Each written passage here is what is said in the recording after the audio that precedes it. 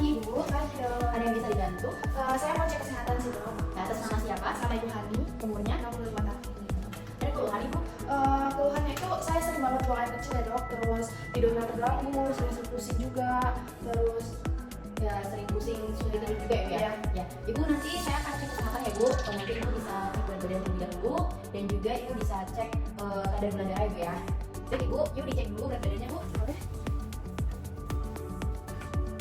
65 kilo ya? Ya. Baik, selanjutnya saya akan ngecek gula darah Ibu ya Bu. Permisi tangannya.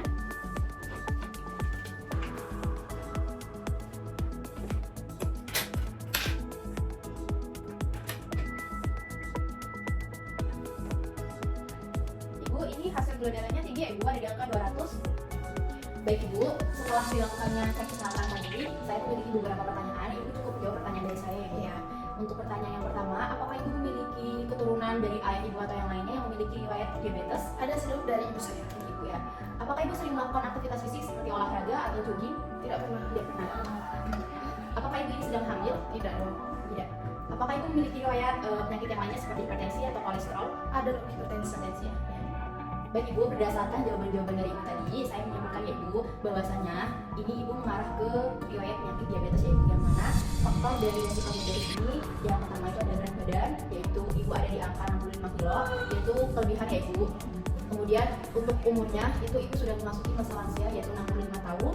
Kemudian ada faktor dari gen keturunan yang dari keluarga Ibu ada yang memiliki riwayat diabetes juga ya Ibu ya.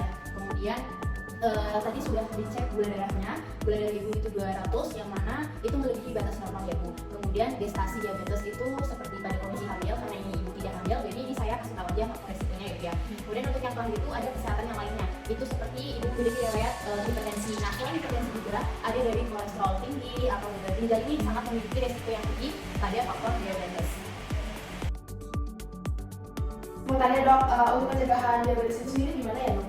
Jadi pada pencegahan diabetes ini ada beberapa macam ya Bu ya. Yang pertama itu menjaga berat badan ideal, jangan sampai kita ini memiliki berat badan yang berlebihan ya Bu. Harus stabil atau harus yang normal. Kemudian menerapkan pola hidup yang sehat seperti misalnya konsumsi makanan gula, minuman gula. Kayak pada umumnya kan kita makan nasi tuh yang putih ya. Kita bisa ganti pada nasi merah kita makan gula ya Bu ya. Kemudian menjaga porsi makan Ibu, dan menjaga porsi makannya. Biasanya orang-orang kan banyak tuh yang kayak makan yang berlebihan, itu bisa mengganggu berat badannya. Jadi kita harus tahu berapa porsi yang harus kita makan setiap harinya. Kemudian kita juga harus rutin olahraga ya Bu ya, setidaknya seminggu 2 kali. Nah ini seminggu olahraga berapa kali? Mungkin sekali sih dok secara Biasanya olahraga apa itu? jogging gitu sih dok. Olahraga gitu ya, nggak apa-apa, yang penting badan kita harus selalu gerak ya Bu ya. Kemudian jangan lupa kita juga sering untuk cek kesehatan, kayak cek gula darah. Kita harus tahu setiap bulannya atau setiap minggunya kira-kira kita merasa kayaknya nggak enaknya bagaimana, kita bisa periksa, bisa tes gula darah kita normal atau tidak. Nah, kalau misalnya tinggi berarti itu mengarah ke riwayat diabetes ya Bu ya. Nah, pada penderita diabetes ya Bu juga memiliki beberapa terapi dari kami sebagai tenaga kesehatan. Nah, saat ini apakah Ibu sedang mengkonsumsi obat-obatan diabetes? Iya. Ya, jadi selain dari obat-obatan, pada riwayat diabetes juga memiliki terapi, yaitu ada non farmakologis, yang mana non farmakologis ini tidak bergantung pada obat-obatan. Kemudian ada terapi farmakologis yang bisa berupa dari obat-obatan dan suntikan. Nah, pada terapi non farmakologis ini ya Bu, yang pertama itu kita sebagai tenaga kesehatan harus mengedukasi pasien yang menderita diabetes, seperti kita melakukan promosi kesehatan, bagaimana sih caranya saat menghadapi penyakit tersebut, kemudian pengelolaan dayanya itu secara pastinya seperti apa. Kemudian tips medisnya nih, kita harus mengetahui pada penderita DM ini asupan-asupannya ini apa. Kita harus kasih tahu pada penderita DM bahwa apa saja yang boleh dimakan, yang dikonsumsi, dan apa saja yang tidak boleh dikonsumsi. Kemudian latihan kesini. Nah, pada penderita DM kita juga harus memberitahu bahwasanya setidaknya satu minggu itu berolahraga dua kali dalam satu minggu, seperti yang ringan saja kayak jogging, jalan-jalan kecil. Dan ini lebih bagus lagi kalau dilakukannya pada saat pagi hari, karena udah masih bagus ya Bu ya, masih segar gitu ya. Kemudian pada terapi non farmakologisnya seperti yang tadi Ibu katakan bahwa saat ini Ibu sedang mengkonsumsi obat-obatan, dan selain obat-obatan apakah Ibu mengkonsumsi insulin? Iya dok. Ya, jadi insulin itu bentuknya itu suntikan ya Bu ya, bisa dilakukan secara mandiri juga. Jadi ada farmakologis berupa obat-obatan dan juga insulin. Selamat pagi Ibu. Pagi dok. Bagaimana kabarnya hari ini? Alhamdulillah baik. Apakah ada yang belum bisa saya bantu? Gini dok, saya akan menanyakan terkait operasi yang akan saya jalani 2 minggu depan dok.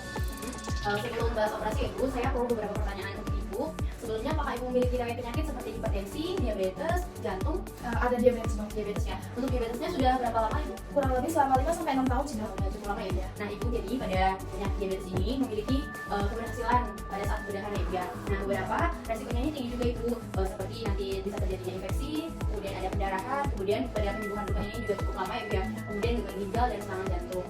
Oh gitu ya dok. Lalu apa yang bisa saya lakukan untuk meningkatkan peluang keberhasilan operasi saya dok? Nah, jadi untuk meningkatkan keberhasilan operasi pada penyakit yang memiliki penyakit diabetes itu, yang pertama itu pada saat sebelum operasi ibu. Nah, jangan lupa ibu selalu mengkontrol gula darah ibu, jangan sampai pada saat operasi ibu ini gula darahnya tinggi, melebihi batas normal. Karena pada saat operasi semuanya harus stabil ya ibu. Kemudian jangan lupa ibu makan makanan yang sehat, seperti makanan bergizi, sayur, buah, itu jangan lupa selalu dikonsumsi ya ibu. Kemudian apakah ibu saat ini mengkonsumsi rokok? Tidak dok. Ya, jadi rokok ini juga bisa menghambat atau memperlama penyembuhan luka pada operasi pembedahan yang memiliki riwayat penyakit diabetes ya ibu. Kemudian jangan lupa ibu turunkan berat badan. Ini ibu berat badannya juga lumayan obesitas ya ya. Nah, nanti bisa turunkan berat badannya dengan cara diet yang sehat juga ibu. Jangan sampai juga ibu tidak makan sama sekali, karena makan juga untuk tenaga ya bu ya. Nah kemudian jangan lupa ibu selalu konsultasikan kepada dokter apa saja yang boleh dikonsumsi, apa saja yang tidak boleh dikonsumsi. Ibu harus menerapkan pola hidup sehat sampai sebelumnya dilakukannya operasi. Nah itu beberapa saran saya ibu sebelum dilakukannya operasi.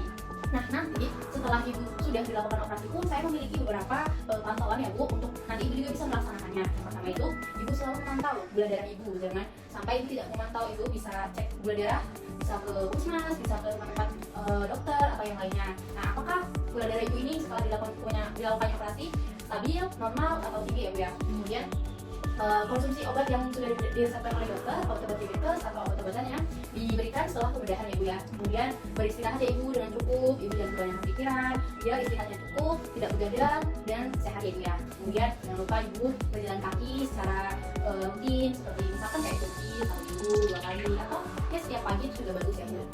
Kemudian ibu ini di rumah kira-kira sering mengangkat beban-beban yang berat ya bu? Enggak sih dok. Ya, jadi beban berat ini juga bisa menghambat ya bu penyembuhan setelah dilakukannya operasi ibu. Kemudian ibu nanti setelah operasi jangan lupa lukanya selalu dicek apakah terjadi infeksi seperti kemerahan, bengkakan, atau terjadinya nanah. Nah jadi nanti setelah operasi juga ibu cek ya bu tempat kesehatan, atau ibu bisa memanggil orang kesehatan ke rumah untuk sering dilakukannya perawatan luka ya bu ya, jangan sampai terjadi infeksi yang tadi saya jelaskan. Itu saja sih bu.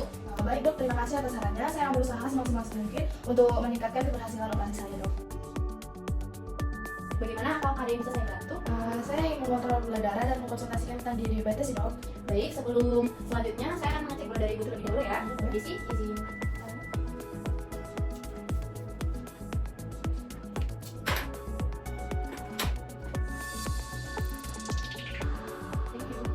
Nah, ibu, jadi di sini gula darah ibu ini tinggi ya bu, di angka 300. Yang mana gula darah normal itu ada di angka 80 sampai 130 ibu.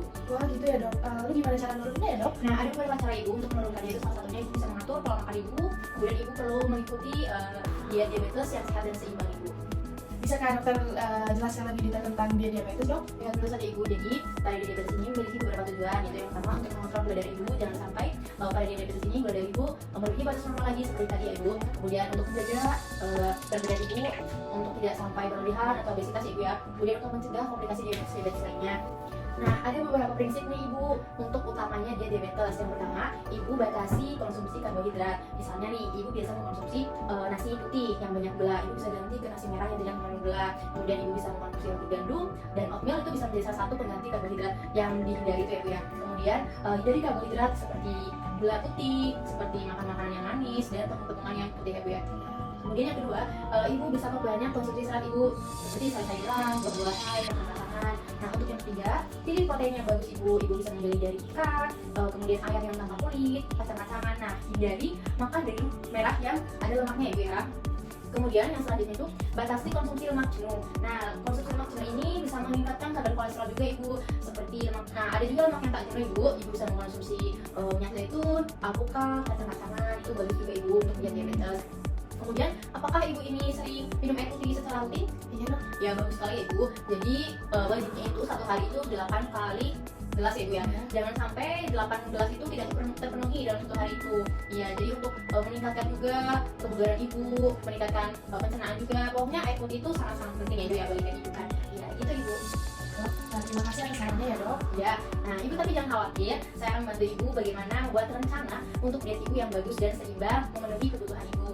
Sesuai juga juga dengan keadaan ibu sekarang ini ya Bu. Nah yang pertama ini saya akan beritahu ya Bu, ini beberapa contoh pembagian kalori pada di sini, di klinik sini ada pembagian kalori untuk pasien diabetes. Yang pertama untuk karbohidrat itu 45 sampai 65% ya Bu. Kemudian untuk proteinnya 15 sampai 25%, untuk lemaknya 20 sampai 35%. Nah, tapi ibu tidak perlu khawatir juga, ibu juga memperhatikan porsi makan ibu. Gunakanlah piring yang cukup saat ibu makan. Jangan sampai ibu makan makanan yang berlebihan, karena itu bisa meningkatkan kadar gula darah juga akan meningkat ya ibu. Gunakanlah piring yang kecil, makan makanan yang seimbang yang sudah tadi saya anjurkan itu ya. Itu. Kemudian selain diet ibu juga, ibu bisa berolahraga secara teratur seperti jogging di pagi hari minimal 1 minggu 2 kali itu udah cukup ya ibu. Kemudian olahraga juga meningkatkan sensitivitas insulin ibu. Itu juga bisa menurunkan kadar gula darah ibu. Baik dok, terima kasih. Saya akan berusaha mengikuti saran dokter. Ya baik ibu harus disiplin ya ibu, apa yang sudah saya katakan tadi ibu jalani, ibu terapkan, itu juga buat kesehatan ibu nantinya, juga bisa mengontrol gula darah ibu agar tidak berlebihan, bisa normal dan bisa stabil ibu. Nah nanti jika ibu memiliki beberapa pertanyaan, beberapa keluhan, ibu bisa konsultasikan lagi pada dokter atau pada saya lagi juga bisa gitu ibu. Terima kasih ya dok. Ya sama-sama ibu.